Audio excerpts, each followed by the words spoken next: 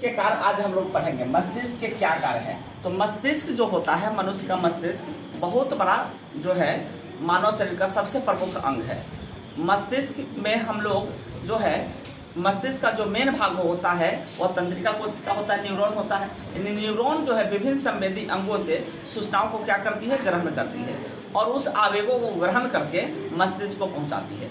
मस्तिष्क में जो आवेग ग्रहण आते हैं विभिन्न संवेदी अंगों से, उन आवेगों का विश्लेषण भी मस्तिष्क के पास होता है और मस्तिष्क विश्लेषण के बाद उन सूचनाओं को क्या करती है, मतलब कि अनुक्रिया के लिए निर्देश भी जारी करती है। ठीक है, क्या करना है, नहीं करना है। जैसे हमारे आसपास बहुत सारे जो क्रियाएं होती है, अब उसको हमारा विभिन्न संवेदी अंग है वह क्या करता रहता है, वह देखता रहता है और वो मतलब कि अपने आसपास से जो सूचनाएं हैं उसको आवेग के रूप में ग्रहण करता है। ग्रहण करने के बाद मस्तिष्क को पहुंचाता है। मस्तिष्क उसका विश्लेषण के बाद जो जरूरी काम है उसके लिए आदेश निर्गत करता है, जो जरूरी काम नहीं है उसको सूचना के रूप में क्या करता है, तो स्टोर रख लेता है। उसके बाद मस्तिष्क को आपको जो है क्या कहा गया है, तो विभिन्न आवेगों का सह संबंधन भी करता है। यानी एक साथ तुम्हारे शरीर में कई सारे संवेदी अंग हैं, जैसे आँख वस्तुओं को देख रहा है, कान सुन रहा है, इसी तरह से